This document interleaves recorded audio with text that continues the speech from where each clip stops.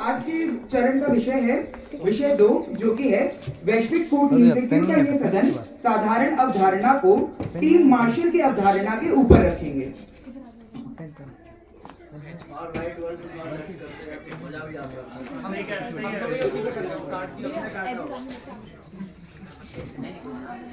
जी, पक्ष में है सुब्रमण्या भारती और विपक्ष में है टीम रास बिहारी बोस। जी,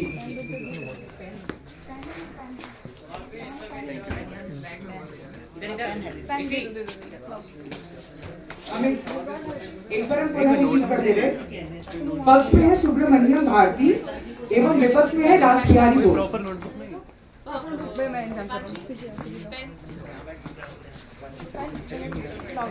एक दिन मेरे पैन मिल जाना मेरा पैन हो गया। प्रतिभागी को सामान्य नियम सुनने थे। प्रतिभागियों का वक्तव्य का समय 7 मिनट होगा। नेता विपक्ष के पहले 1 मिनट का ही सामान्य समय मिलेगा। प्रश्नोत्तरी के पहले प्रिपरेशन टाइम 2 मिनट है एवं प्रश्नोत्तरी के लिए 4 मिनट प्रति वक्ता है समय। यदि अभी निकायों की अनुमति हो तो वाद विवाद का चरण आरंभ करें।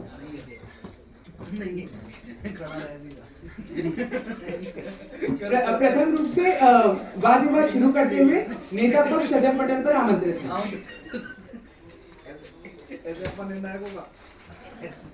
बोलते हैं एक बार बोलते हैं जा बोल के तारीफ कर रहे हैं तो अच्छे बोल तारीफ कर रहे भाई अभी तक अगर आमंत्रित करिए आपको बोल एक बार बोल। आज चूंकि समय का थोड़ा सा अभाव है तो मैं चाहूंगा कि सभी अपने निर्णायक सहयोग करें इससे इवेंट जल्दी से हो सके। स्टार्ट करो।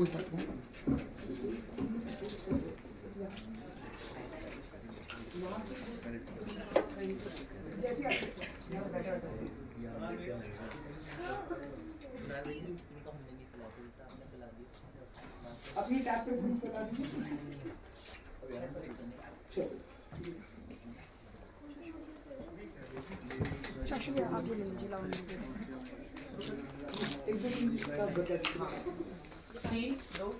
सदन की गरिमा को नमन। जैसा कि विषय दिया गया है वैश्विक कूटनीतिज्ञों का यह सदन साधारण अवधारणा को टीम मार्शल की अवधारणा के ऊपर रखेंगे। इसके पुरजोर पक्ष में तो सदन जो है वैश्विक कूटनीतिज्ञों का है। तो कूटनीतिज्ञ कौन होते हैं? वे बुद्धिजीवी जो वैश्विक स्तर पर सभी आयामों का, सभी क्षेत्रों का आयाम कौन से, चाहे वो अंतर्राष्ट्रीय स्तर के चाहे संबंध हो, चाहे वो आंतरिक संबंध, सभी प्रकार के आयामों का विश्लेषण करते हैं। वैश्विक स्तर पर किस प्रकार से जो है राष्ट्र राज्य काम करते हैं, किस प्रकार से वो नीतियां बनाते हैं और वो किन आधारों पर होती है, सब चीजों का विश्लेषण करते हैं।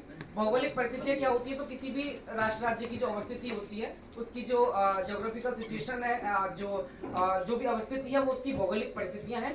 स्टेट विल से यहाँ क्या तात्पर्य है? तो स्टेट विल से तात्पर्य है कि किसी भी राष्ट्र की विचारधारा, उसकी राजनीति का आधार, उस राजनीति का कोर आइडिया, वहां की सत्ताधारी सरकार और अगर लोकतांत्रिक अगर वहां सरकार है तो वहां का विपक्ष प्रत्यक्ष अप्रत्यक्ष तरीके से अनुपात कम ज्यादा हो सकता है। तो उस आधार से उनकी क्या क्या भूमिकाएं होती हैं वो वहां की स्टेट विल कहलाती है। अब यहाँ पर हम देखते हैं कि हम इस चीज का समर्थन कर रहे हैं कि जो विदेश नीति बनती है किसी भी राष्ट्र राज्य की, उसका आधार क्या होता है? मुख्य आधार, यानी बाकी आधार हो सकते हैं लेकिन जो मेन जो आधार है, बेस है, वो ज्योग्राफिकल कंडीशंस होती हैं या फिर जो है वहां की जो स्टेट विल होती है। तो हम समझते हैं कि किस प्रकार से स्टेट विल जो है वो एक मेन रोल प्ले करती है। सबसे पहले हम देखेंगे कि हम बात करते हैं जो सबसे मेन चीज है वो ये है कि जो किसी भी देश की भौगोलिक अवस्थिति होती है वो कभी चेंज नहीं होती है, वो हमेशा एक जैसी रहती है। लेकिन हम ये देखते हैं कि हर राष्ट्र राज्य की समय समय पर जो विदेश नीति है वो चेंज होती रहती है। कि उसका कारण क्या है? उसका कारण ये है कि वहां की सरकारें, वहां की आइडियोलॉजी, वहां का विपक्ष, वहां की सत्ताधारी सरकार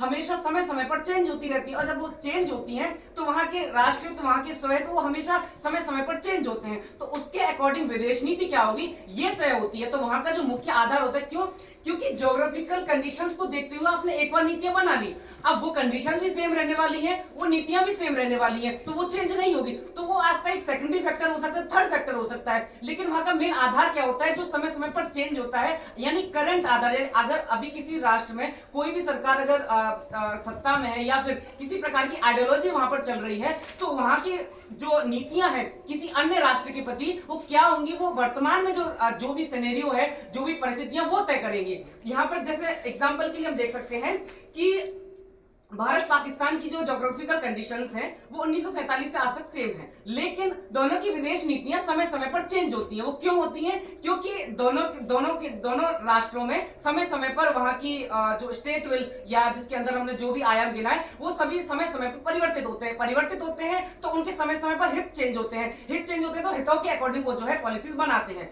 अब यहाँ पर जो है हम देखते हैं कि कैसे एक जैसे जो भौगोलिक परिस्थितियों वाले देश हैं एक जैसे भौगोलिक परिस्थितियों वाले अलग अलग देशों की जो विदेश नीतियां होती हैं वो एक नहीं होती हैं। उदाहरण से हम समझते हैं कि भारत के लिए जो भौगोलिक आधार पर नेपाल और बांग्लादेश दोनों उसकी पड़ोसी सीमा साझा करते हैं, लेकिन भारत की दोनों के साथ विदेश नीतियां अलग अलग है। वो क्यों है? क्योंकि जो विदेश नीति का जो मुख्य आधार है वो स्टेट विल है, यानी भारत में जो सरकार है, भारत की जो आइडियोलॉजी है, भारत की राजनीति का जो कोर आइडिया है वो किसके साथ किस तरह से मैच करता है, डिसमैच करता है, उसके आधार पर या फिर हम देख सकते हैं केवल एक या सेम देश के साथ या बांग्लादेश के साथ वहां की सरकार किसी एक देश या शेख हसीना की सरकार के समय पर भारत की उसके साथ क्या पॉलिसीज रही है एंड वर्तमान में भारत की जो है बांग्लादेश के प्रति क्या रवैया है, दोनों अलग अलग है समय समय पर। क्यों? जबकि जो भौगोलिक अवस्थिति है वो तो तब से लेकर आज तक सेम ही है, लेकिन विदेश नीति क्यों चेंज होती है? विदेश नीति इसीलिए चेंज होती है क्योंकि स्टेट विल जो है वो चेंज हो गया।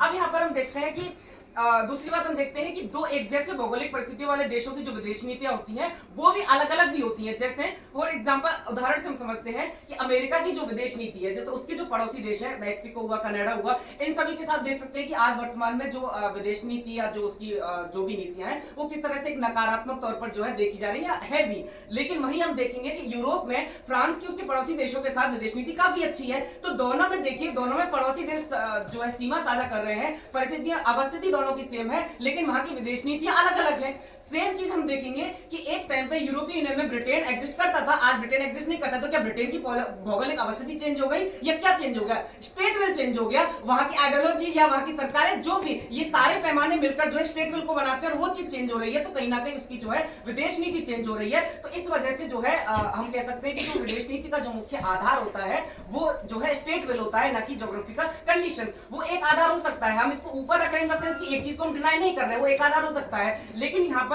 हम देखते हैं कि आज जो दौर है वो वैश्वीकरण का दौर है, ठीक है। वैश्वीकरण के दौर में हर देश जो है अपने आप को ग्रो कर रहा है, हर देश एक दूसरे से कनेक्टिविटी बिठा रहा है। तो कनेक्टिविटी किस आधार पर बिठा रहा है कि किसी भी देश को ग्रो करने में कौन सा राष्ट्र है उसके स्टेट विल के अकॉर्डिंग जो है या क्योंकि राष्ट्र भी उसी के अंदर आ रहा है, राष्ट्र की जो राष्ट्र का जो ग्रोथ है या राष्ट्र की जो हित है वो भी स्टेट विल के ही अंदर आ रहा है। तो कहीं ना कहीं वो कैसे ग्रोथ कर सकता है, वो कौन सा राष्ट्र उसमें सहायक हो सकता है, वो उसके अकॉर्डिंग उसके साथ जो है विदेश नीति स्थापित कर रहे हैं। तो हर देश की जो राष्ट्र हित है, जो उसके स्वहित है, वो आवश्यकता है, वो समय समय के साथ चेंज हो रही है, ग्रो कर रहे हैं। आप आज से 5 साल बाद किसी देश की जो राष्ट्र की जो आवश्यकता है वो अलग होंगी, तो उस समय उस पर्टिकुलर समय पर किस देश से उसको कैसे रिश्ते स्थापित करने चाहिए विदेश नीति के तौर पर, वो उस समय तय किए जाएंगे, उस समय की सरकारें तय करेंगी या उस समय के राष्ट्र हित तय करेंगे, ना कि ज्योग्राफिकल कंडीशंस, क्योंकि वो तो आज भी वही है, आज से 5 साल भी वही होंगी और आज से 10 साल भी वही होंगी। तो कहीं ना कहीं हम देखते हैं कि अगर आप इसको मेन फैक्टर मानते हैं या इसका जो समर्थन करते हैं, तो आप ये कैसे बताएंगे कि अगर ज्योग्राफिकल कंडीशन चेंज नहीं हो रही है तो फॉरेन पॉलिसी क्यों चेंज हो जा रही है, जबकि मुख्य आधार अगर विपक्ष उसका वो बता रहा है। तो यहाँ पर ये जो मेन फैक्टर है सिद्ध हो रहा है कि कैसे जो भौगोलिक परिस्थितियां हैं, जो स्टेट विल है उसके अकॉर्डिंग विदेश नीति चेंज हो रही है। तो विदेश नीतियों में जो है जो एक और जो मेन रोल होता है वो अर्थव्यवस्था का होता है। कैसे समय के साथ जो है अर्थव्यवस्था बदलती है हर राष्ट्र की, हर देश की, तो लेकिन ज्योग्राफी तो सेम है या उसकी ज्योग्राफिकल जो कंडीशन है वो सेम है। तो अर्थव्यवस्था बदलने से भी विदेश नीति चेंज होती है। क्यों? क्योंकि आज आपकी क्या अर्थव्यवस्था है, अर्थव्यवस्था किस पैमाने पर या किस स्थिति पर है, उसके अकॉर्डिंग आपको किस राष्ट्र से या किन चीजों की आपको आवश्यकता है, किस राष्ट्र से कैसे संबंध स्थापित करने की आवश्यकता है, या उससे आपके संबंधों को क्या, उन संबंधों से आपकी अर्थव्यवस्था को क्या फायदा मिलेगा, फायदा क्या होगा उस जैसे एग्जांपल के लिए भारत एक टाइम पर क्लोज इकोनॉमी भी था तो विदेश नीति अलग थी, फिर ओपन इकोनॉमी हुई तो जो है जो उसकी जो विदेश नीति है वो चेंज हो गई। अब ज्यादा देशों के साथ एक टाइम पर जो है जो इंपोर्ट की नीति एक्सपोर्ट की नीति है वो चीजें चेंज हो गई। तो यहाँ पर हम क्या देख पा रहे हैं कि अर्थव्यवस्था चेंज हो रही है जो कि इसका स्टेट बिल का ही एक पार्ट है, तो वो भी चेंज हो रही है, तो उसके साथ पॉलिसीज भी चेंज हो रही है। इन द सेंस हम ये कह रहे हैं कि समय समय पर जो चीज चेंज हो रही है उसके अकॉर्डिंग वो दूसरी चीज भी यानी इंटरलिंक है दोनों आपस में, जबकि ज्योग्राफिकल कंडीशन एंड वो इंटरलिंक नहीं है, वो एक साथ बनी हुई है, वो चीज चेंज हो रही है। 1 मिनट का सामान्य समय विपक्ष को अपने वक्तव्य को तैयार करने हेतु दिया जाता है।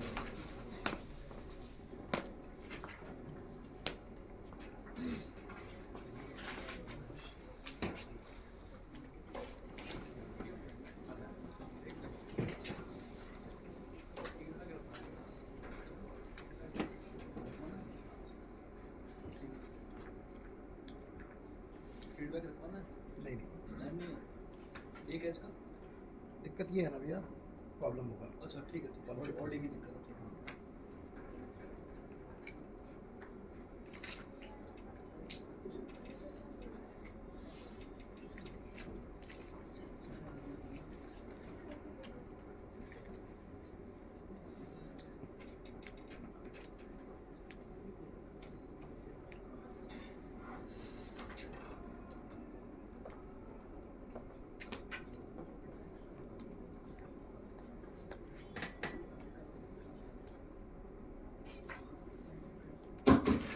समय समाप्त होता है। सदन पटल पर नेता विपक्ष आमंत्रित।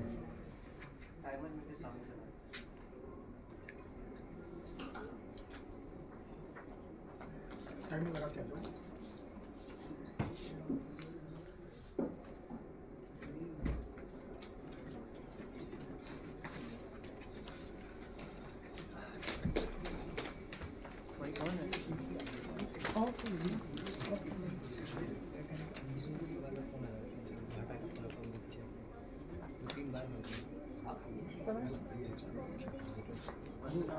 बुला लेना।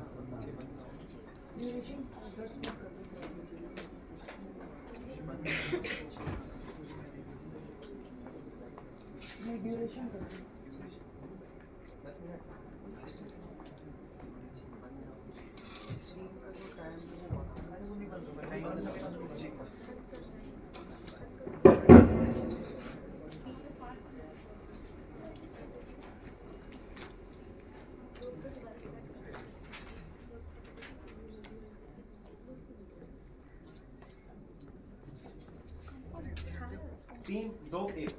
महोदय सबसे पहले जो पक्ष आता है वो विदेश नीति की डेफिनेशन बता के नहीं जाता कि विदेश नीति आपने आप में क्या है। महोदय विदेश नीति है कि जब एक देश में क्या डिमांड है, क्या उसकी नीड्स हैं, वो फुलफिल कैसे होंगी, किन देशों से फुलफिल होंगी, ये उसकी मतलब फॉरेन पॉलिसी है, ये विदेश नीति है। ठीक है महोदय। अब आधार क्या है? आधार मतलब मुख्य बेस। अगर ये किसी चीज को बेस बना भी रहे हैं, उसका बेस कौन सा है, अंततः बेस कौन सा है, वो मुख्य आधार है उसका। ठीक है महोदय। अब हम ज्योग्राफी को समझ लेते हैं। ये कहते हैं ज्योग्राफी चेंज नहीं होती। महोदय ज्योग्राफी होती है वहां के रिसोर्स, कौन कौन से रिसोर्स वहां पे पाए जा रहे हैं। ज्योग्राफी होती है बाकी डेमोग्राफी, वहां पर कितने स्त्री हैं, कितने पुरुष हैं, कौन से रिलीजन के ज्यादा लोग हैं, कौन से रिलीजन के कम लोग हैं, उसकी डेमोग्राफी कैसी है, ये भी ज्योग्राफी में आती है। उस जगह का टेम्परेचर कैसा है, ठंडा है, गर्म है, ये भी ज्योग्राफी में आता है। उसकी लोकेशन कहां पे पड़ रही है, उसकी लोकेशन कहां पे पड़ रही है, क्या वो लोकेशन रास्ता दे रही है किसी दूसरे देश में जाने के लिए, ये भी विदेश नीति, ये भी उसकी ज्योग्राफी में आता है। तो वो कौन सी जगह पे लोकेटेड है, ये भी उसकी ज्योग्राफी में आता है।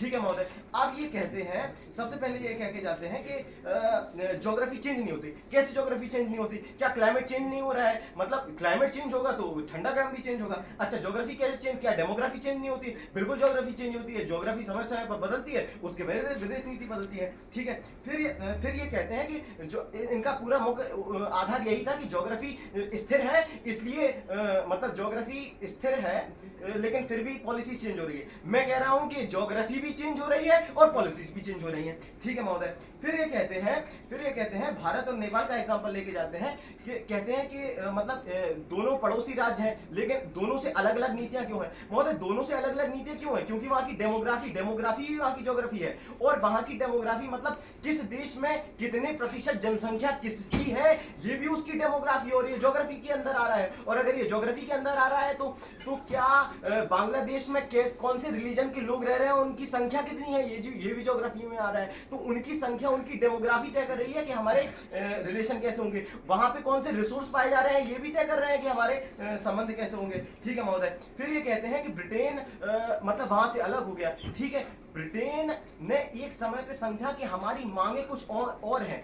मांगे कहां से आ रही हैं? मांगे आ रही हैं नीड्स और डिमांड से, फायदे से। फायदा किसका फायदा? रिसोर्स का फायदा। अगर रिसोर्स का फायदा तो रिसोर्स किस में आता है? ज्योग्राफी में आता है। तो अंततः जो फायदा हो रहा है वो रिसोर्स का हो रहा है, और अगर रिसोर्स का फायदा हो रहा है तो वो ज्योग्राफी में आ रहा है। ठीक है महोदय। फिर ये कहते हैं कि कौन सा, हम देखेंगे हमारे लिए कौन सा देश सहायक हो सकता है, कौन सा देश सहायक नहीं हो सकता है। जब आप सहायता की बात कर रहे हैं तो आपको यह मानना पड़ेगा किसकी सहायता, मतलब आपके दिमाग में क्या है? आपके दिमाग में है आपका फायदा।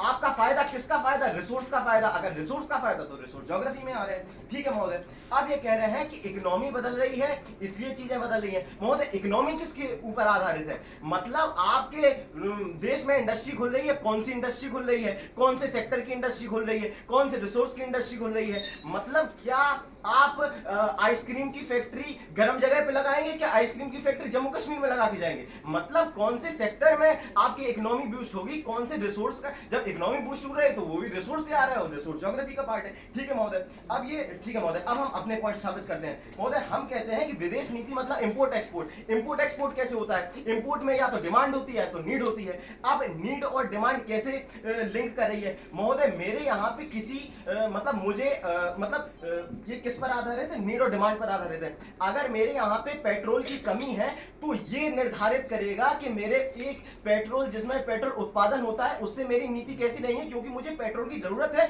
मेरे यहाँ पे उस चीज का रिसोर्स नहीं है। मतलब एट द एंड जो इंपोर्ट एंड एक्सपोर्ट है वो रिसोर्स पे डिपेंड कर रहा है, और जब वो रिसोर्स पे डिपेंड कर रहा है तो उसकी वो रिसोर्स आपके देश में ज्यादा है या वो रिसोर्स आपके देश में कम है। और अगर वो कम है तो आपको एक ऐसे देश से संबंध बनाना पड़ेगा जिसके पास वो रिसोर्स ज्यादा है। ठीक है महोदय। अब ये कहते हैं, अब महोदय फॉरेन पहले आता है इंपोर्ट एक्सपोर्ट फॉरेन नीति में, दूसरा आता है मिलिट्री। ठीक है महोदय। मिलिट्री कैसे आती है? मतलब अगर एक देश, मिलिट्री कैसे आती है कि एक देश की भौगोलिक परिस्थितियां हैं और उस भौगोलिक परिस्थिति के हिसाब से वो अपनी मिलिट्री बनाएगी कि मुझे, अगर वो लैंडलॉक्ड कंट्री है तो शायद वो एयरफोर्स नहीं रखेगी, वो सिर्फ आर्मी मतलब शायद वो नेवी भी नहीं रखेगी, वो सिर्फ आर्मी रखेगी। मतलब जो मिलिट्री है वो भी एट द एंड आपकी भौगोलिक परिस्थिति पे डिपेंड कर रही है, क्योंकि आपकी भौगोलिक परिस्थिति कैसी है, आपको नीड कैसा है, वैसे ही चेंज आप अपनाएंगे, नहीं तो आप बाकी चीजें क्यों अपनाएंगे। अच्छा, और अगर मैं मतलब मेरी भौगोलिक परिस्थिति एक चीज में कमजोर है, अगर मेरे पास एयरफोर्स नहीं है तो मैं एक ऐसे देश से डरूंगा जिसके पास एयरफोर्स है। ठीक है महोदय। अब हम कहते हैं फॉरेन नीति में तीसरा आयाम क्या है? 2 आयाम हो गए, तीसरा आयाम है इन्वेस्टमेंट। महोदय अगर हमारे देश में फॉरेन डायरेक्ट इन्वेस्टमेंट आ रहा है, कौन सी कंपनियां कौन से देश में इन्वेस्ट कर रहे हैं, ये फॉरेन नीति का आयाम है। अब महोदय अगर मुझे किसी देश में कंपनी लगानी है, मतलब अगर मुझे इन्वेस्टमेंट करना है तो इन्वेस्टमेंट के लिए जरूरी है कंपनी के लिए जरूरी है रिसोर्सेज, और रिसोर्स ज्योग्राफी से निकल के आ रहे हैं। मतलब अगर मुझे किसी देश में इन्वेस्ट करना है तो किस सेक्टर में इन्वेस्ट करना है, और उस सेक्टर में कैसे रिसोर्सेज है, किस हिसाब से इन्वेस्ट करना है, ये भी अंततः हमारी ज्योग्राफी तय कर रही है। ठीक है महोदय। अब आते हैं वॉर पे। महोदय हम किस देश से लड़ाई करेंगे और किस देश से लड़ाई नहीं करेंगे, ये किस पर जो हो रहा है आज, ये किस पर हो रहा है कि उसकी लोकेशन कैसी है। लोकेशन मतलब कि वो किस रास्ता किस देश के लिए खोल रहा है। अगर आज रशिया यूक्रेन से युद्ध कर रहा है तो यूक्रेन की लोकेशन ऐसी है कि वो उसे वेस्ट के लिए रास्ता देती है, और वो उनके लिए बफर जोन है। मतलब बफर जोन भी ज्योग्राफी के अंडर आता है, वो उनके लिए बफर जोन है, इसलिए वो अटैक कर रहे हैं। हमारे चाइना से कैसे संबंध है, ये नेपाल से कैसे संबंध है, ये भी इस पे डिपेंड कर रहा है कि जब तिब्बत बफर जोन में था इसलिए हम तिब्बत का सपोर्ट कर रहे थे, तो ये भी अंततः ज्योग्राफी तय कर रही है। ठीक है महोदय। मतलब जो बहुत सारी इकोनॉमी भी ज्योग्राफी से रिलेट करती है। इकोनॉमी ज्योग्राफी से रिलेट कैसे करती है कि अगर आपको स्विस कैनाल से ट्रेड करना है, ट्रेड इकोनॉमी के अंदर आ रहा है, आपको ट्रेड कहां से करना है, स्विस कैनाल से करना है। पहली बात, स्विस कैनाल अपने आप में ज्योग्राफी में आ रहा है, और उस स्विस कैनाल पर कौन सी कंट्री अभी कब्जा जमाए हुए हैं, उस स्विस कैनाल पर कौन सी कंट्री कब्जा जमाया है, मतलब वो चीज कौन से देश के लिए रास्ता खोल रहा है, ये भी अंततः ज्योग्राफी में आता है। इसलिए महोदय हम ये सिद्ध करते हैं कि रिसोर्स, वहां की ज्योग्राफी, लोकेशन, हर चीज ज्योग्राफी में आती है, इसलिए अंततः ज्योग्राफी जिम्मेदार है। बहुत बहुत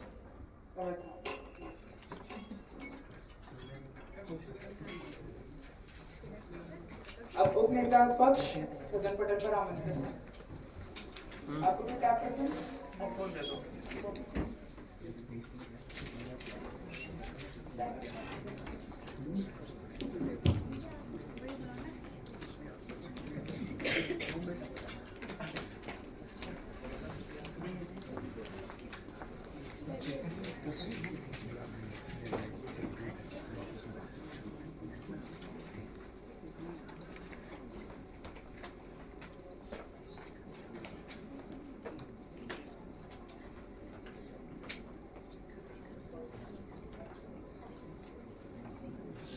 मेरा अधिनायक से आग्रह है कि वो आपस में बात ना करें।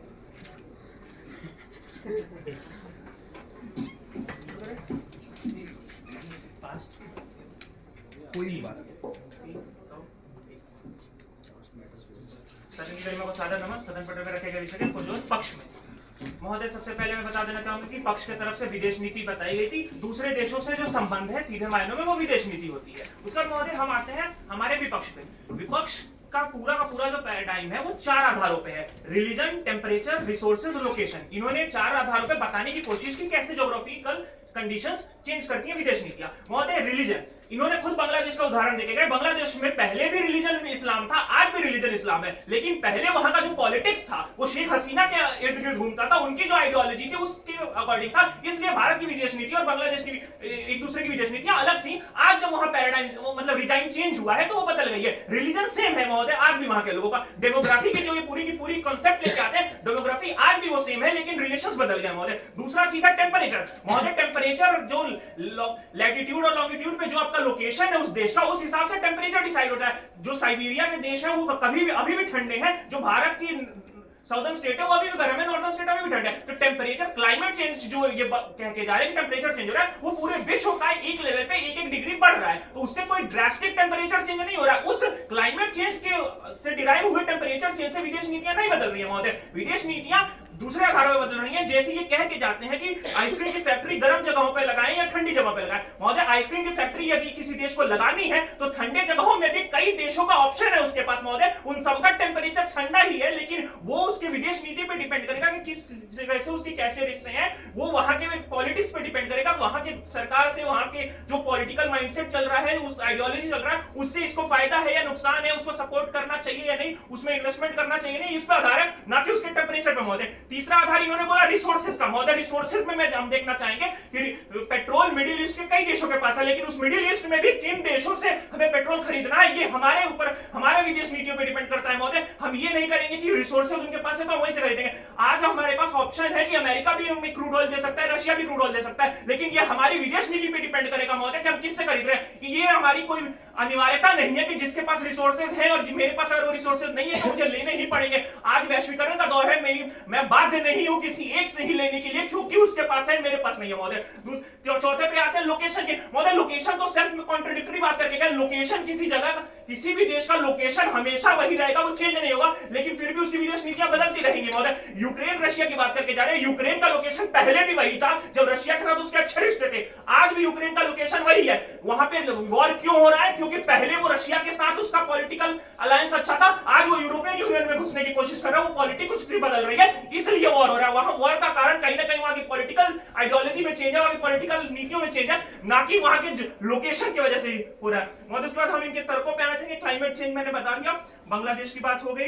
रिसोर्सेज के फायदे की बात कर रहे हैं महोदय। रिसोर्सेज आपके पास जब नहीं है तो आप, जैसे मैं बताया, बाध्य नहीं है किसी से जाने के लिए, आपके पास ऑप्शन है। आज के वैश्विक ग्लोबल विलेज के दौर में आपके पास ऑप्शन है, आप इससे नहीं खरीदना चाहते तो आप दूसरे से खरीद सकते हैं, आप बाध्य नहीं है महोदय। उसके बाद ये बात करके जाते हैं ब्रिटेन अलग हुआ अपने फायदे को लेकर महोदय। तो यही बात तो हम कह रहे हैं कि कि जो उसकी विदेश नीति ब्रिटेन की बदली, वो क्यों बदली, उसके फायदे को लेकर। फायदा किसने सोचा, जो वहां की पॉलिटिकल रिजाइन थी उसने सोचा। जो स्टेट विल था, स्टेट विल ही तो फायदा देख रहा है महोदय। तो कहीं ना कहीं यहाँ पे जो उसकी विदेश नीति बदल रही है वो स्टेट विल की वजह से बदली ना कि उसकी ज्योग्राफिकल लोकेशन की वजह से बदली। ये तो आपने हमारा ही बर्डन प्रूफ करने की कोशिश कर दी कि उसके स्टेट विल की वजह से ब्रिटेन पहले यूरोपियन यूनियन का पार्ट था, यूरोपियन यूनियन से अलग हो गया महोदय।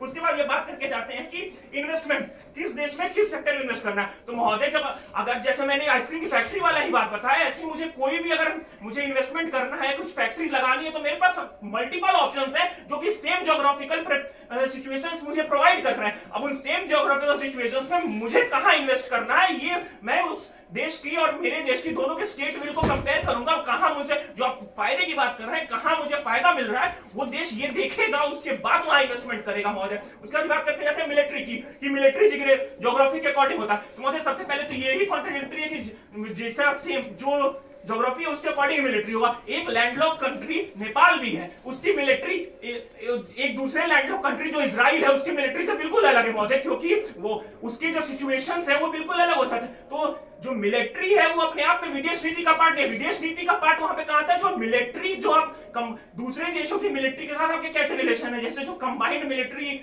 वो रिहर्सल्स होते हैं, जो ट्रेनिंग होती है, वो आप कैसे कर रहे हैं उस पर डिपेंड करता है। और वो हम समय समय के साथ बदलते रहता है, जैसे जैसे नीतियां बदलती हैं, पॉलिटिकल डिजाइन बदलता है। एक टाइम पे जो मिलिट्री को लेकर, जो मिलिट्री में वेपन्स आप खरीद रहे थे, भारत की अगर हम एग्जांपल लें तो एक टाइम पे वो रशिया से ज्यादा जो मिलिट्री को लेकर क्लोज था, क्योंकि वहां उस समय भारत का जो पॉलिटिकल डिजाइन था वो रशिया की तरफ ज्यादा टिल्टेड था। फिर एक ऐसा भी समय आया जब वो अमेरिका से ज्यादा मिलिट्री को लेकर कनेक्ट हो गया, क्योंकि जो भारत का पॉलिटिकल डिजाइन वो अमेरिका की तरफ ज्यादा टिल्टेड हो गया महोदय। इससे हम देख सकते हैं कि जो मिलिट्री का भी पॉइंट है वो भी कहीं ना कहीं state will pay he depend करता है महोदय। उसके बाद देखिए इंपोर्ट एक्सपोर्ट की बात करते हैं महोदय, तो जैसे कि हमारे नेता भी कह के गए थे कि एक टाइम पे जब भारत क्लोज इकोनॉमी था तो उसका इंपोर्ट भी लिमिटेड देशों से करता था। जब वो ओपन इकोनॉमी हुआ, जब पॉलिटिकल स्टेट विल के इकोनॉमी में चेंज किया, इकोनॉमी जो ओपन इकोनॉमी हुआ तो उसकी इंपोर्ट एक्सपोर्ट भी बढ़ गए, अलग अलग देशों में इंपोर्ट एक्सपोर्ट होने लगा। तो जो इंपोर्ट एक्सपोर्ट भी एक समय पे इनका जो ज्योग्राफिकल कंडीशन की वजह से जो स्टेट विल की मतलब इंपोर्ट एक्सपोर्ट की बात कर रहे हैं, वो भी ज्योग्राफिकल कंडीशन तो भारत का सेम रहा, लेकिन उसकी अर्थव्यवस्था बदली। अर्थव्यवस्था क्यों बदली, क्योंकि स्टेट विल बदली, पॉलिटिकल डिजाइन बदला, और उस अर्थव्यवस्था के बदलने के कारण इंपोर्ट एक्सपोर्ट बदला महोदय। हम देख सकते हैं कि एक टाइम पर सिर्फ इंपोर्ट की नीति थी भारत में, फिर आज हम देख रहे हैं कि मिक्स्ड इकोनॉमी की नीति है, इंपोर्ट एक्सपोर्ट दोनों की नीति है। और हम चाहते हैं आने वाले भविष्य में, जबकि हमारा ज्योग्राफिकल कंडीशन सेम रहेगा उस भविष्य में, लेकिन हम चाहते हैं कि आने वाले टाइम में हम एक्सपोर्ट ज्यादा करने लगे इंपोर्ट के मुकाबले महोदय। तो कहीं ना कहीं हम देख सकते हैं कि जो ज्योग्राफिकल कंडीशंस हैं वो तो सेम रहेंगे, लेकिन जो हमारी इंपोर्ट एक्सपोर्ट की नीतियां हैं वो भी पहले कुछ और थी, आज कुछ और है, भविष्य में हम कुछ और करना चाहते हैं, जो कि दूसरे देशों के एग्जांपल को लेकर देखिए तो वहां ऐसा हो चुका है महोदय। उसके बाद जैसे कि हम देख सकते हैं कि बांग्लादेश की बात करें, मालदीव्स का अगर हम उदाहरण लें, मालदीव्स का ज्योग्राफिकल लोकेशन आज से 10 साल पहले भी वही था, आज भी मालदीव्स का ज्योग्राफिकल लोकेशन वही है, लेकिन आज से 10 साल पहले मालदीव्स का भारत के लेके बहुत सकारात्मक विदेश नीतियां हुआ करती थी, लेकिन आज क्योंकि वहां का जो पॉलिटिकल रिजाइन में चेंज हुआ, जो इंडिया आउट की नीति आई, उसकी वजह से पॉलिटिक्स में उसका पूरा पॉलिटिक्स इंडिया आउट की नीति की तरफ रिवॉल्व होने लगा उसके इर्द गिर्द, जिसकी वजह से आज भारत को लेकर उसकी विदेश नीतियां चेंज हो गई, भारत की तरफ नकारात्मक विदेश नीतियां हो गई महोदय। पॉलिटिकल ज्योग्राफिकल सिचुएशन तो 10 साल में कुछ बहुत ड्रास्टिक वहां बदला नहीं, लेकिन विदेश नीति इतनी ड्रास्टिक चेंज हो गई। तो अगर विदेश नीतियां ज्योग्राफिकल सिचुएशंस पे आधारित होती तो ये चेंज नहीं होती महोदय। इसी के साथ मैं अपने वाणी विराम देना चाहूंगा। समाप्त होता है।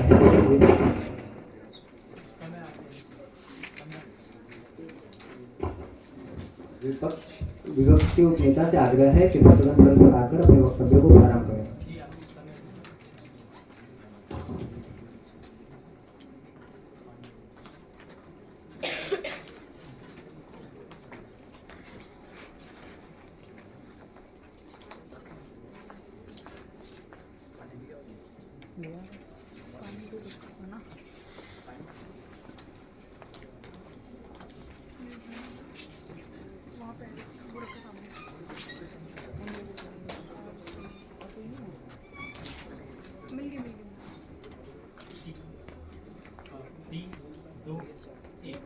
सभी को नमस्कार। दिए गए विषय के विपक्ष में महोदय, सर्वप्रथम जो हमारा विदेश नीति का भार है वो 4 चीजों पर स्थापित है, डेमोग्राफी, लोकेशन, रिसोर्स और टेम्परेचर और मिलिट्री पे।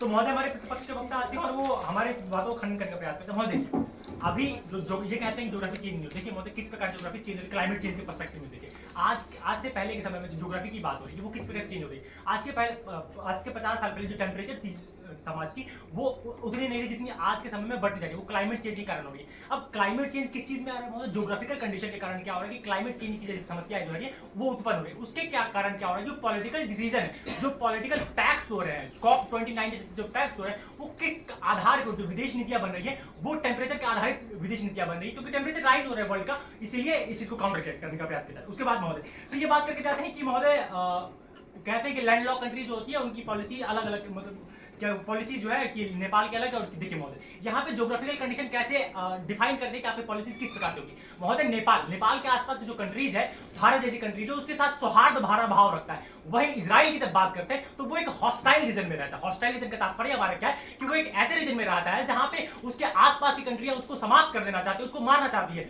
इसीलिए उसकी जो पॉलिसीज है, उसकी जो फॉरेन पॉलिसी जो बनाई गई है, वो किस तरह की फॉरेन पॉलिसी बनाई गई तो इजराइल को फायदा करे और उसके दुश्मनों को समाप्त करने का प्रयास करे। उसके बाद महोदय ब्रिटेन का एग्जाम्पल लाते हैं। ये कहते हैं कि हमारे देखिए महोदय ब्रिटेन ने ब्रेक्जिट क्यों किया, वो भी जो डेमोग्राफी है उसकी चेंज क्यों कैसे किया महोदय। देखिए जब वो यूरोपियन यूनियन का हिस्सा था उसमें क्या हो रहा था कि फ्री ट्रेड एग्रीमेंट था और जो जितने भी यूरोपीय कंट्रीज है वो सभी आ जा सकते थे। इससे क्या हो रहा था कि जो ब्रिटेन का डेमोग्राफिक स्ट्रक्चर था, वहां जनसंख्या जो थी बाहरी लोग ज्यादा आ जा रहे थे। इसको कंट्रोल करने के लिए, क्योंकि उनकी ज्योग्राफी में प्रॉब्लम आने लगी थी, उनकी डेमोग्राफी में प्रॉब्लम आ रही थी, उस चीज को काउंटर करने के लिए यहाँ पे क्या किया ब्रिटेन ने कि वो ब्रेक्जिट किया महोदय। वो भी किस चीज पे आ रहे थे, ज्योग्राफी, क्योंकि उनकी डेमोग्राफी को खराब करने का यहाँ पे प्रयास किया महोदय। उसके बाद महोदय ये बात करते हैं कि इंपोर्ट एक्सपोर्ट जो है वो हम की क्या कैसे, मतलब ये बात कह के जा रहे हैं कि आज से हम चाह रहे हैं कि भारत एग्जाम्पल दे जाते हैं कि हम क्या चाह रहे हैं कि जो हमारी जो अभी इंपोर्ट ज्यादा करे एक्सपोर्ट वाले। देखिए महोदय अब ये भी आपकी ज्योग्राफी पे कैसे रहते हैं। आज के समय में आपके पास जो रिसोर्सेज अवेलेबल है, आपके यहाँ जो रिसोर्सेज अवेलेबल है उसको क्या करें आप एक्सपोर्ट कर रहे हैं। आपके पास टेक्नोलॉजी नहीं है इस प्रकार की, उसको आप एक्सपोर्ट करते निकाल के।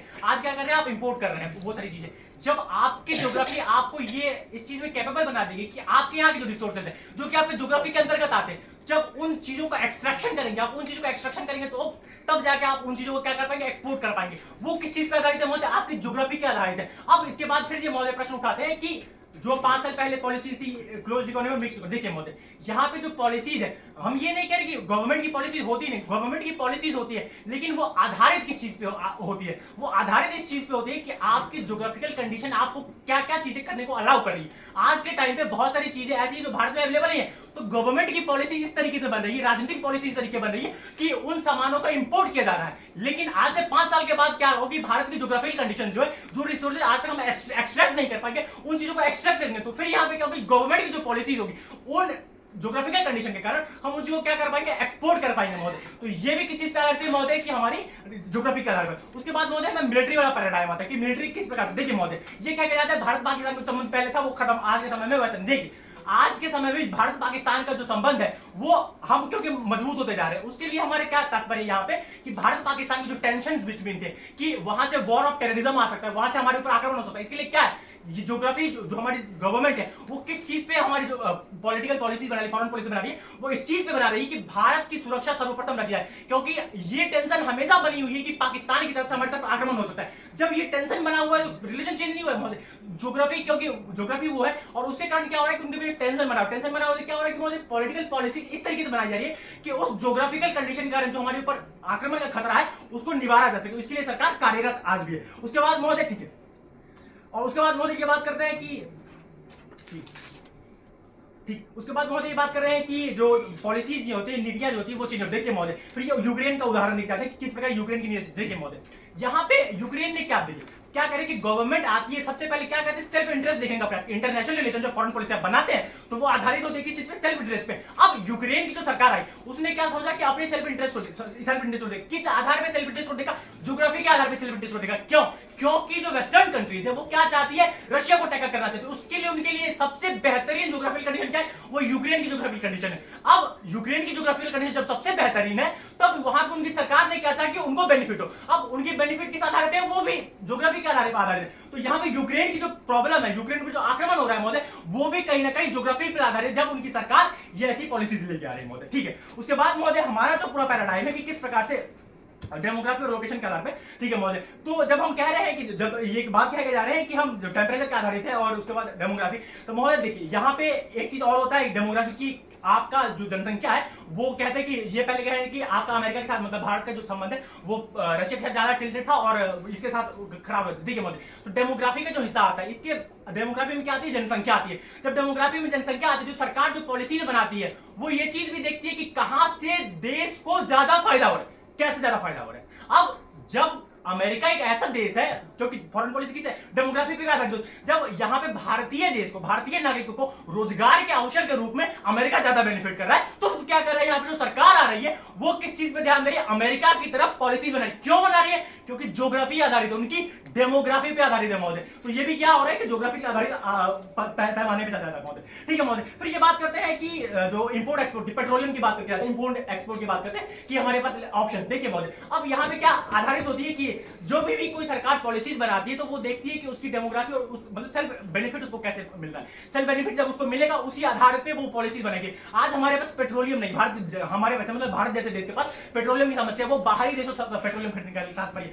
तो महोदय यहाँ पे ऑप्शन जब अवेलेबल है तो वो उसमें भी हम ये चीज देखते हैं कि हमारे नागरिकों को मतलब बहुत सारी पॉलिसीज हम देख रहे हैं कि भारत जैसे देश है वो मिडिल ईस्ट के साथ मतलब पॉलिसीज साइन कर रहे हैं, पॉलिसी साइन करें तो उससे क्या हो रहा है महोदय कि उनके ट्रैवल जो फ्री ट्रेड एग्रीमेंट जैसी पॉलिसीज को साइन करते हैं, उससे क्या हो रहा है कि वहां के लोगों को कार्य करने का मौका मिले। तो यहाँ पे क्या हो रहा है कि उनकी डेमोग्राफी को फायदा और उनके देश को फायदा मिला, वहां से वहां पैसे आ रहे हैं। उसके साथ साथ महोदय देखिए और भी बहुत सारे पैराडाइम में कैसे इस चीज को, जैसे क्वाड जैसी संस्थाएं देखते हैं, उसमें क्या देखते हैं कि देश अपना बेनिफिट देखता है कि उसकी ज्योग्राफी के आधार पे जब चाइना को टैकल करने की बात करते हैं तो वहां पे क्वाड जैसी संस्थाएं आती है जो एक देश की सुरक्षा को संरक्षित करते हैं। तो पूर्णता अगर हम देखें कि पॉलिटिक्स मतलब सरकार, कंक्लूड कर रहा हूं कि सरकारें चेंज होती रहती है किसी भी देश की, लेकिन उसकी जो पॉलिसीज बनती है, पॉलिसी फॉर्मेशन जो वो करते हैं वो अंततः किस चीज पे आधारित होता है महोदय, ज्योग्राफी के आधारित होता है। धन्यवाद।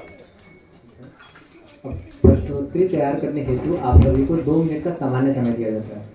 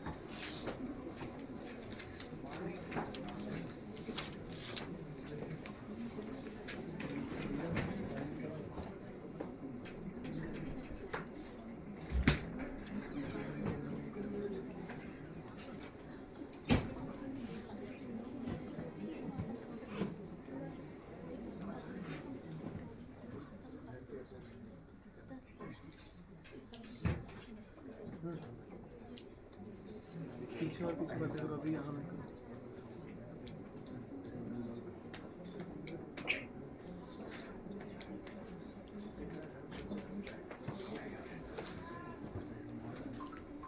समय समाप्त होता है। विपक्ष से आग्रह है कि वो पक्ष के किसी एक वक्ता को आमंत्रित कर सकते हैं। उपनेता आमंत्रित जी प्रस्तुत हूँ। 4 मिनट की प्रस्तुति। क्या मेरे सामने टाइमर रख सकते हैं?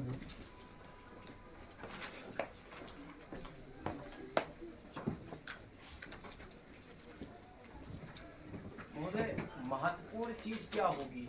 एक चीज फ्लेक्सिबल है, मतलब वो ज्यादा महत्वपूर्ण है, मतलब आपके पास रास्ते हैं वो ज्यादा महत्वपूर्ण है, या एक चीज जहां पर आपके पास रास्ते नहीं है वो ज्यादा महत्वपूर्ण है? ये बहुत ही ज्यादा प्रतीकात्मक सवाल हो अच्छा गया। अच्छा, मैं ये समझ समझ नहीं पाया। मैं ये कह रहा हूँ, एक जगह पे आपके पास चॉइसेस हैं, एक जगह पे आपके पास चॉइसेस नहीं है, तो कौन सी चीज को आप ज्यादा इंपॉर्टेंट मानेंगे?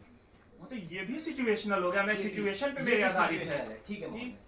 आप किस कंट्री से तेल खरीदेंगे इसकी चॉइस आपके पास है? हाँ है, आज के युग में है, वैश्वीकरण का युग मतलब है। कौन से कंट्री से तेल खरीदेंगे ये चॉइस है आपकी, ठीक है। आप तेल के अलावा कुछ और खरीद लेंगे, क्या ये चॉइस है आपके पास? मतलब आप फ्यूल के अलावा गोल्ड खरीद लेंगे, ये चॉइस है आपके पास? महोदय मैं जहाँ से जो चाहूँ वो खरीद सकता हूँ। मैं ये तो कह- मेरी कह- क्या आइडियोलॉजी है, मेरी क्या सोच है, उस पर आधारित है। मैं ये कह रहा हूँ, आप एक कंट्री है हाँ। और आपको फ्यूल की आवश्यकता है, फ्यूल की डिफिशियंसी है आपके यहाँ, ठीक है। अब आप कौन सी कंट्री से तेल खरीद लेंगे, इसके कौन सी कंट्री से खरीदेंगे, ये चॉइस है, बिल्कुल है मेरे पास बिल्कुल choice। चॉइस है। लेकिन क्या खरीदेंगे, क्या इसकी चॉइस है? क्या खरीदेंगे? क्या खरीदेंगे इसकी भी चॉइस। अब मैं बताता हूँ कैसे। अगर मुझे क्रूड ऑयल चाहिए तो मैं खरीदूंगा, यदि मुझे नहीं खरीदना तो मैं अपने देश में क्लीन एनर्जी फ्यूल की व्हीकल्स प्रमोट करूंगा, मैं ईवी प्रमोट करूंगा, मैं क्रूड ऑयल की कंजम्पशन को ही घटा ठीक है, दूंगा। फ्यूल की बात कर रहा हूँ, क्या फ्यूल के अलावा आप कुछ और खरीद लेंगे? हाँ महोदय, मैं लिथियम आयन के इंपोर्ट करूंगा, मैं इलेक्ट्रॉनिक व्हीकल बनाऊंगा, बैटरीज में यूज करूंगा। रिसोर्स हाँ मैंने रिसोर्स बदल दिया ना, क्रूड ऑयल की जगह पे लिथियम इंपोर्ट कर क्या दिया। रिसोर्स ज्योग्राफी का पार्ट है? रिसोर्स ज्योग्राफी का पार्ट है, ठीक है। ठीक है, तो मतलब अंततः आप मानते हैं कि ज्योग्राफी इंपॉर्टेंट है? नहीं मैं नहीं माना। कहाँ मतलब माना? रिसोर्स ज्योग्राफी का पार्ट है। अरे महोदय, आपका जो प्रश्न था कि क्या आप अब इंपोर्ट जो करना है वही बदल देंगे, तो हाँ मैं बदल दूंगा। मैं ठीक है। अगर मुझे वो चीज नहीं, ठीक है, हाँ, ठीक है। आप इंपोर्ट बदल रहे हैं क्योंकि आपके पास क्रूड ऑयल नहीं है। ठीक है, क्रूड ऑयल नहीं। क्रूड ऑयल नहीं है तो आपका पॉलिसी फॉर्मेशन इस आधार पे हो रहा है कि आपके पास क्रूड ऑयल नहीं है, तभी आप इलेक्ट्रिक व्हीकल खरीद रहे हैं। जी महोदय, अब उत्तर 10 सेकंड दीजिएगा। देखिए, हम जो हमारा डिबेट है कि साधारण अवधारणा को टिम मार्शल की अवधारणा के ऊपर रखेंगे, हमें ऊपर रखना है। ज्योग्राफिकल कंडीशन को हम पूरा थोड़े कह रहे हैं कि होता ही नहीं है। अब मेरे पास क्रूड ऑयल नहीं है तो नहीं है। अब आपके जैसा तो आके यहाँ पे बेतुका बात नहीं कह सकते कि मैं एक्सट्रैक्ट कर ही लूंगा। क्रूड ऑयल भारत कहां से एक्सट्रैक्ट कर लेगा जब उसके पास है ही नहीं महोदय? मुझे लेना ही पड़ेगा। अब किस देश से लेना है ये मेरे पॉलिसी क्या पे लेना डिपेंड है, करेगा क्या ना। लेना है, किस देश से लेना है ये जरूरी है, या क्या लेना है ये जरूरी है? अरे महोदय, जरूरी क्या? दोनों चीजें जरूरी है ना। क्या लूंगा, किस देश से लूंगा, ये दोनों तो विदेश नीति का आपको पार्ट किस है। चीज की जरूरत है ये ज्यादा इंपॉर्टेंट है, या किस देश से खरीदेंगे ये जरूरत इंपॉर्टेंट है आपके लिए? जरूरत महोदय, मैं पहले उत्तर में बताया, मैं अपनी जरूरतें भी बदल सकता हूँ। हाँ। अगर मेरे किसी भी जरूरत, अरे महोदय देखिए, अगर कोई मुझे ऐसी चीज की जरूरत पड़ गई जो सिर्फ एक ही देश के पास है और उससे मेरे क्लैश हो रहे हैं, उससे मेरा इंटरेस्ट मैच नहीं कर रहा है, तो मैं वो उसका अल्टरनेटिव खोजूंगा ना। मैं उस जरूरत को अल्टरनेटिव, जैसे मैं बताया क्रूड ऑयल का अल्टरनेटिव लिथियम इंपोर्ट वो करूंगा। रिसोर्स नहीं है। रुक जाओ भाई, जरूरत बदलने का रीजन क्या है आपका? क्योंकि मेरी जो स्टेट विल है वो उस देश के स्टेट विल से मैच नहीं करती। क्या आपके पास रिसोर्स है आपकी जरूरत बदलने के लिए? क्या? अरे आप जरूरत चेंज कर रहे हैं ना हाँ, अपने कर अनुसार। रहे हैं। अगर आपके पास रिसोर्स अवेलेबल होता, अगर आपके उसकी चीज की महोदय, जरूरत ही सुनिए हाँ। महोदय, अगर आपको उस चीज की जरूरत ही नहीं होती तो आप पॉलिसी चेंज करते ही क्यों? महोदय, किसी एक देश की पॉलिसीज या किसी एक देश इन स्पेसिफिक को दुनिया में मौजूद हर एक रिसोर्स की आवश्यकता, जरूरत नहीं होती, अनिवार्यता नहीं होती। मैं पॉलिसीज इसीलिए तो बनाता हूं कि मुझे ठीक है, हाँ बोलिए। अनिवार्यता नहीं होती तो अनिवार्यता नहीं मतलब जरूरत जो उसको, अरे महोदय अनिवार्यता मतलब ये नहीं कि उसको वही चीज समय खरीदना। समाप्त हो गया है। अगर चॉइसेस हैं हमारे समय पास, समाप्त। महोदय आगे प्रश्न है। Last question. अगर अनिवार्यता नहीं होती मतलब उसको जो नेसेसरी चीज है वो अनिवार्यता का अलग, जो नेसेसरी चीज है, जो चीज उसको कंजप्शन करना ही है, वो चीज अगर वो बाहर से नहीं खरीद पा रहा, अगर आप उसके यहाँ नहीं है तभी वो बाहर से खरीद पा रहा है। अगर आप चॉइस को अल्टरनेट कर रहे हैं वो भी आपके रिसोर्स पे डिपेंडेंट है। जी ठीक है। नेसेसिटी की आपने बात की। नेसेसिटी होता है रोटी कपड़ा मकान, ठीक है। रोटी कपड़ा मकान almost majority of the Nations के पास खुद अवेलेबल है, पहली चीज। दूसरी चीज, इसमें अगर कोई एक छोटी सी चीज उसके पास नहीं भी अवेलेबल होगी तो दूसरे कई देशों के पास अवेलेबल होगी, और इस देश के पास ये चॉइस रहेगा कि वो दूसरे कई अवेलेबल देशों में से किस आधार पे उनसे लेता है। धन्यवाद। ठीक है, अब पक्ष से आग्रह है कि वो विपक्ष के किसी एक वक्ता को आमंत्रित कर सकते हैं।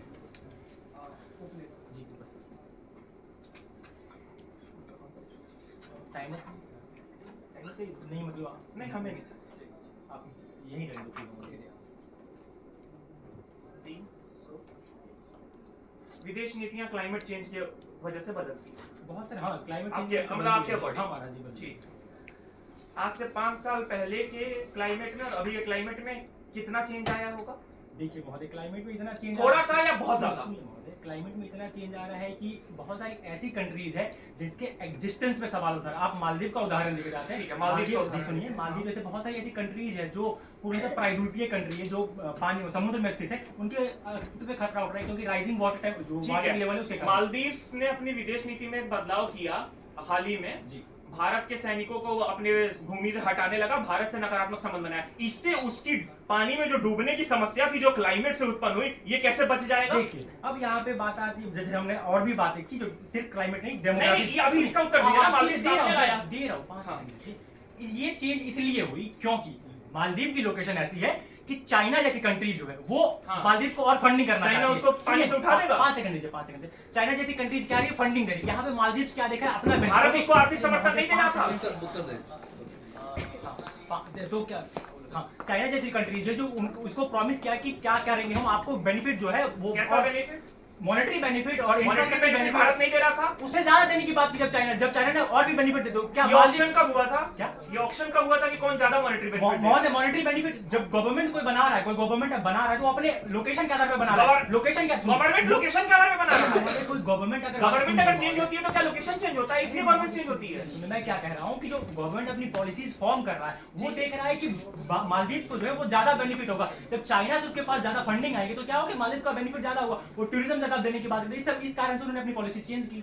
ठीक है महोदय, आपने बोला कि भारत की पॉलिसीज पहले रशिया ओरिएंटेड थी, बाद में अमेरिका ओरिएंटेड हुई। इसका कारण है कि अमेरिका में रोजगार के अवसर थे भारत की डेमोग्राफी के लिए। ठीक है, क्या जिस समय भारत की पॉलिसीज रशिया ओरिएंटेड थी, उस समय अमेरिका में भारत के डेमोग्राफी के लिए रोजगार के अवसर नहीं थे? देखिए महोदय, इसमें एक चीज मैंने कहा कि डेमोग्राफी और उसके साथ साथ क्या होता है कि गवर्नमेंट जब आई है तो वो देख रही है कि ज्यादा बेनिफिट कहां से मिलेगा हमें। गवर्नमेंट मतलब गवर्नमेंट बदली, उसके बेनिफिट का आधार बदल गया। तो सुनिए, तो जब डेमोग्राफी होती है वो गवर्नमेंट, जब डेमोग्राफी होती है वो इन्फ्लुएंस करती है कि गवर्नमेंट अपनी पॉलिसीज कैसे पढ़े, वो किसी पे आधारित पे, ज्योग्राफी पे आधारित है। जब रशिया के टाइम आ रहा था तो वहां पे क्या हो रहा था कि महोदय कोल्ड वॉर का सिचुएशन चला था, कोल्ड वॉर का सिचुएशन चला तो वहां पे क्या था, वॉर टेंशन ज्यादा हो रही थी, तो इसीलिए क्या उस समय ज्यादा लोग जो है रशिया का अगला प्रश्न, आपने बोला कि रिसोर्सेज वाले पॉइंट आपने बोला कि ज्योग्राफी से हम एक्सट्रैक्ट कर लेंगे। क्या हर एक देश के पास हर एक रिसोर्स एक्सट्रैक्ट करने का ऑप्शन होता है? इसीलिए तो उसी ज्योग्राफी के आधार पे उनको इंपोर्ट करना पड़ता है बाहर से। इंपोर्ट करना ही पड़ता है, मतलब हर चीज वो एक्सट्रैक्ट नहीं कर सकता, इंपोर्ट करना ही पड़ेगा। महोदय देखिए, इसमें इस चीज को डिपेंड करता है। अगला प्रश्न सुनिए, इसमें ये चीज डिपेंड करता है कि उसके ऊपर टेक्नोलॉजिकल एडवांसमेंट है या नहीं। अगला प्रश्न, क्या दुनिया में ऐसे कितने नेसेसरी रिसोर्सेज हैं जो सिर्फ किसी एक देश के पास ही उपलब्ध होंगे कि हम बाध्य हो जाएगा कोई देश उसी से लेना है? बहुत सारे, देखिए महोदय, जैसे कोई एक, सुनिए, कोई एक, देखिए महोदय, जो कंट्री ज्यादा लेवल पे जो सस्ता, कोई एक रिसोर्स, अरे कोई ऐसा थोड़ी होता है महोदय, मतलब इसमें एक तो बता सकते हैं। एक बताता हूँ मैं। देखिए सोना जैसी चीज है, जो सोना एक देश के पास है। सुनिए तो कि वहां से एक्सपोर्ट कैसा हो रहा है, उस देश को फायदा हो रहा है कि नहीं, उस आधार पे वो चीज, मतलब इंपोर्ट करने वाले देश के पास मल्टीपल देशों का ऑप्शन है। हाँ, मल्टीपल देशों का ऑप्शन है, हाँ, किसी से इंपोर्ट कर हाँ, सकते हैं। ठीक जी। आपने बोला कि फ्री ट्रेड से ब्रिटेन के डेमोग्राफी में चेंज आ गया। फ्री ट्रेड से डेमोग्राफी में चेंज कैसे आ सकता है? देखिए, तो ट्रेड की बात है। सुनिए, फ्री ट्रेड एग्रीमेंट्स में क्या फ्री ट्रेड में ये परमिशन दे दिया गया कि किसी भी देश का पॉपुलेशन आके मेरे यहाँ बस जाए? उत्तर देने दीजिए। ठीक है, फ्री ट्रेड एग्रीमेंट्स में ये चीजें भी की जाती है कि आपके देश का नागरिक हमारे देश में आके काम धंधा करेगा। इस आधार पे उसकी डेमोग्राफी चेंज हुई थी, इसीलिए ब्रिटेन ने यूरोपियन यूनियन से ब्रेक्जिट कर लिया था। धन्यवाद। समय समाप्त होता है। विदेश नीतियाँ क्यों बनाई जाती हैं? विदेश नीति क्यों क्यों बनाई? क्यों बनाई? बहुत सारी चीजें होती है, जरूरतें होती है। मुख्य आधार क्या है? इंटरेस्ट है? इंटरेस्ट काय का इंटरेस्ट? किस चीज का इंटरेस्ट? अब जो स्टेट विल है, जो वहाँ की सरकारें हैं, जो वहाँ की आइडियोलॉजी उससे है, जो फायदा होगा। विचारधारा उन्हें है, फायदा होगा। किस चीज का फायदा होगा? और रिश्ते बनेंगे, रिश्ते तो बनेंगे, फायदा क्या होगा? फायदा क्या होगा? आइडियोलॉजी फैलेगी अपनी। अच्छा, मतलब क्या रिसोर्स का फायदा नहीं देखते वो लोग, सिर्फ आइडियोलॉजी का फायदा? सेकेंडरी है ना। अरे हम तो डिनाई नहीं कर रहे इस चीज को। अच्छा, अच्छा। हम ऊपर किस लिए रख रहे हैं, इसका मतलब है कि मेन आधार वो होता है, वो चीजें सेकेंडरी होती है। ठीक है, ठीक है। फायदा क्या इसमें क्या सॉफ्ट पावर का फायदा विदेश नीति में ज्यादा देखा जाता है या हार्ड पावर का? सॉफ्ट पावर का ज्यादा देखा जाए। हाँ, सॉफ्ट पावर का, सॉफ्ट पावर का। बिल्कुल, हाँ। ठीक है। अच्छा, मतलब फायदा होता क्या है अपने आप में? फायदा होता है। फायदा क्या होता है? फायदा इकोनॉमी का फायदा होता है। हाँ, फायदे अलग अलग डायमेंशन के फायदे हो सकते हैं। फायदा सबसे फायदा होता सबसे है। मुख्य फायदा क्या है आपके लिए? हाँ? सबसे मुख्य फायदा क्या है आपके लिए? मतलब किस क्षेत्र में आप पूछ रहे हैं? विदेश नीति के क्षेत्र में सबसे प्रमुख फायदा आपके लिए क्या है? सबसे प्रमुख फायदा है कि अपने आइडियोलॉजी वाले देशों से रिश्ते स्टेब्लिश हो। अपने आइडियोलॉजी हाँ। वाले देशों से रिश्ते स्टेब्लिश हो। चाहे आपके रिसोर्सेस, चाहे आपको उल्टा उन्हें चीजें देनी पड़ जाए, आपके रिसोर्सेस का नाश हो जाए, इकोनॉमी खत्म हो जाए, लेकिन इकोनॉमी और रिसोर्स इंपॉर्टेंट नहीं है, आइडियोलॉजी इंपॉर्टेंट। अरे तो फ्री में थोड़ी देने पड़ते हैं हाँ, रिसोर्सेज। जो ठीक। पैसा देता है वो रिसोर्सेज देता है। तो पैसा इंपॉर्टेंट है, क्या? इकोनॉमी अरे इंपॉर्टेंट वो है। तो आदान प्रदान है, यहाँ पर इम्पोर्टेंट की बात नहीं हो रही है। आपको कोई रिसोर्सेज चाहिए, आप पैसा देंगे, आपके ठीक पास है। मल्टीपल चॉइस है। ठीक। हम उसकी बात नहीं कर रहे हैं, वो फ्री में थोड़ी दे रहा है। रिसोर्स की चॉइस है। क्या ठीक है मतलब? महोदय, ये बताइए आप कि नेपाल का जो फॉरेन पॉलिसी है वो नेपाल जैसा क्यों है?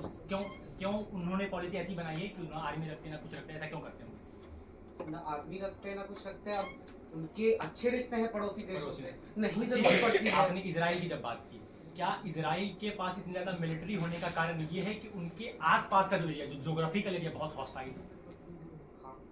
तो यहाँ पे ज्योग्राफी के आधार पे वो वहाँ जो सुनिए, जो नेपाल ज्योग्राफिकल एरिया नहीं, सॉरी, हाँ, रिश्ते। नहीं ज्योग्राफिकल, अरे भाई, ठीक है, रिश्ते, ठीक, सुनिएगा, ठीक है, अगला प्रश्न बताइएगा। आप अगर ये बात कर रहे हैं कि आप, ठीक, अगर आप इस चीज को इंपोर्ट एक्सपोर्ट करने की जब बात करते हैं, तो आज से जो 10 साल पहले जो इंपोर्ट एक्सपोर्ट हो रहे थे भारत में, वो आज के समय आप कह के जाते हैं कि वो ज्यादा हो रहे हैं। तो क्या उस जो ज्योग्राफिकल कंडीशन है, क्या उस समय की मांग जैसी रही होगी, उस आधार पे सरकार ने डिसीजन लिए होंगे कि किस चीज की मांग हो रही है और किस चीज की मांग ज्यादा हो रही है, उस आधार पर डिसीजन लिए होंगे गवर्नमेंट ने कि डेमोग्राफी का मांग क्या है? मांग के आधार पर सरकार डिसीजन लेगी, लेकिन उस मांग की पूर्ति किस देश से करनी है, वो सरकार, वो ज्यादा ऊपर चीज है कि वो तय करता है कि आपको किस देश से वो चीज लेनी है। किस देश से लेनी है, इसमें फायदा किसका हो रहा है? जो फॉरेन पॉलिसी हम बना रहे हैं, किस देश से फायदा हो रहा है, इसमें गवर्नमेंट अपना फायदा देखेगी कि डेमोग्राफी के आधार पर उसको फायदा कहाँ से ज्यादा मिल रहा है, उस आधार पर उस देश से संबंध बनाएगी वो। अगर कहीं से, सुनिए महोदय, अगर कहीं से मेरा घाटा हो रहा है तो गवर्नमेंट वहां से पॉलिसीज नहीं बनाएगी, वहां से लेगी जहां से उसको फायदा हो रहा है। ये बात मानते हैं आप? अरे महोदय, जहाँ से अच्छे रिश्ते हैं वहां से फायदा होगा ही।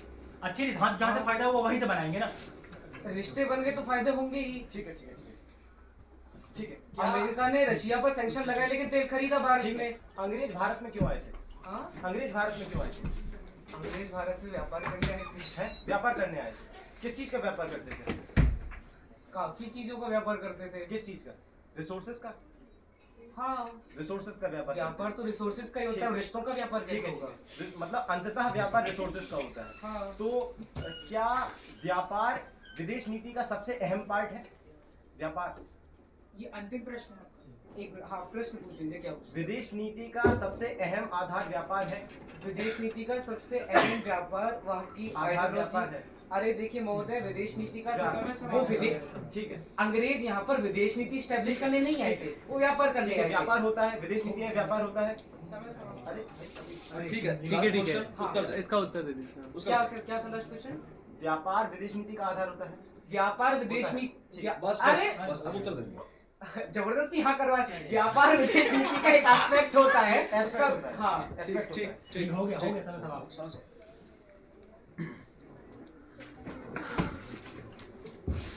ठीक है, तो पक्ष विपक्षी शेष वक्ता को आमंत्रित कर सकते हैं।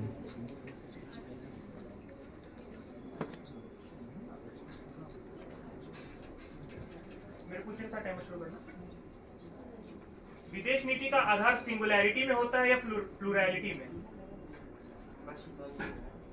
विदेश नीति का आधार कोई एक होता है या बहुआयामी होते हैं? विदेश नीति के आधार कोई एक होता है या बहुआयामी होते हैं? हमने बताए हैं, इंपोर्ट एक्सपोर्ट होता है, मिलिट्री होता है, मतलब बहुआयामी होते हैं, हाँ, हो सकता है। मतलब किसी एक चीज पे डिपेंडेंट नहीं है। ठीक, नोट किया जाए।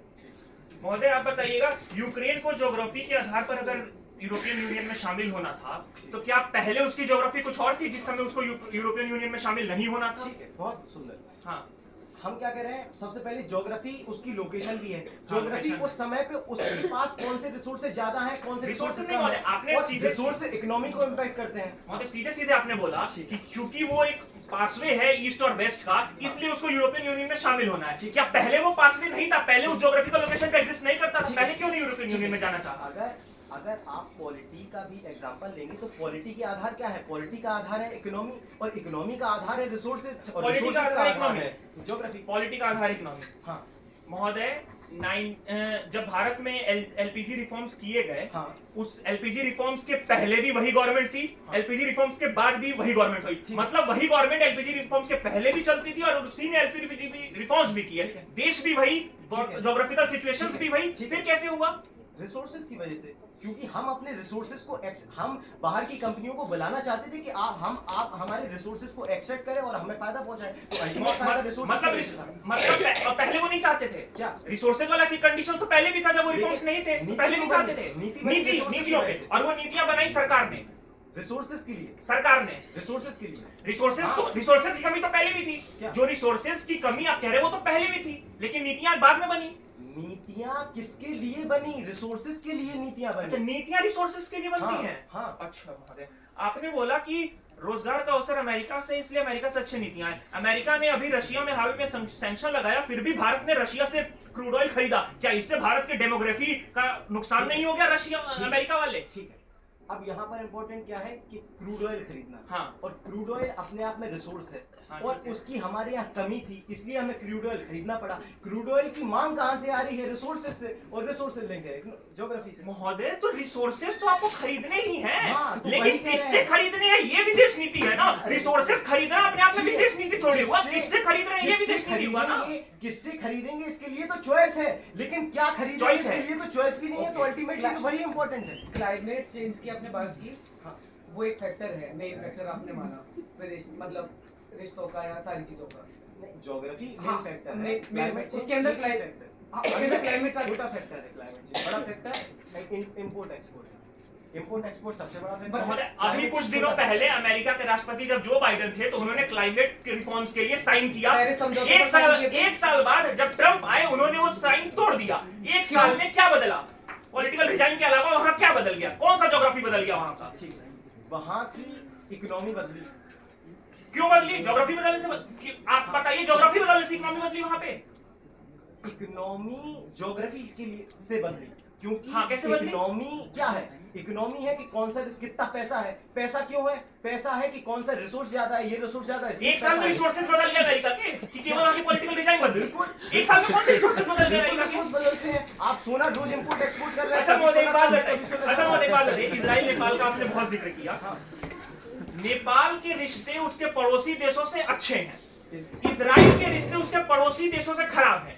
दोनों के वो पड़ोसी देश ही हैं, लेकिन रिश्ते में फर्क आती है। तो इसमें ज्योग्राफी तो दोनों, इजराइल और उसके पड़ोसी की भी ज्योग्राफी पड़ोसी की है, नेपाल और उसके पड़ोसी, नेपाल और भारत की भी रिश्ते पड़ोसी की है। ज्योग्राफी तो दोनों की पड़ोसी है, लेकिन रिश्ते क्यों अलग अलग है? ये अंतिम प्रश्न था, उत्तर हमने बताया कि ज्योग्राफी के आयाम है, रिसोर्सेज है, डेमोग्राफी है, टेम्परेचर है, उसकी लोकेशन है। अब इजराइल की लोकेशन भी तो ऐसी है, इजराइल की लोकेशन ऐसी है हाँ, कि कैसी उसमें कि उसपे मस्जिदें, मतलब वो एक सेंटर है। वो सेंटर क्यों है? क्योंकि वो मस्जिद उस जगह पे बनी है। महोदय, इसलिए वो नेपाल सेंटर है। नेपाल में भी पशुपति का टेम्पल है, लेकिन भारत से उसका झगड़ा क्यों नहीं होगा? लास्ट क्वेश्चन हो गया। अब जब आप इजराइल की बात कर रहे हैं, तो इजराइल की अपने आप में लोकेशन ऐसी है कि ये लोकेशन पे जिसमें एक कंट्री का ओरिजिन हुआ था, मतलब शायद हाँ, जीसस बस, पैगंबर, बस, उनका बस, ओरिजिन बस। हुआ था, और उस ज्योग्राफी की वजह से। यहाँ वाद विवाद की प्रक्रिया संपूर्ण होती है। आपका धन्यवाद। अधिनिर्णायकों को प्रत्युत्तर की जरूरत है? मुझे नहीं है, बाकी मुझे भी नहीं है। आपको एक आप रिसीव शाश्वत। ठीक है, धन्यवाद। आप दोनों दल एक दूसरे का अभिवादन कर सकते हैं।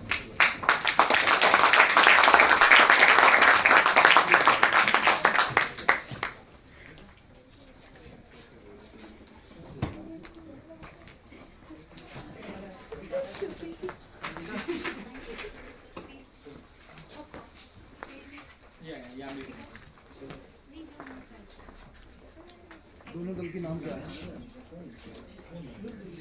दोनों दलों के नाम क्या हैं? विपक्ष में थे रासबिहारी बोस, पक्ष में सुब्रमण्यम भारती। ठीक है।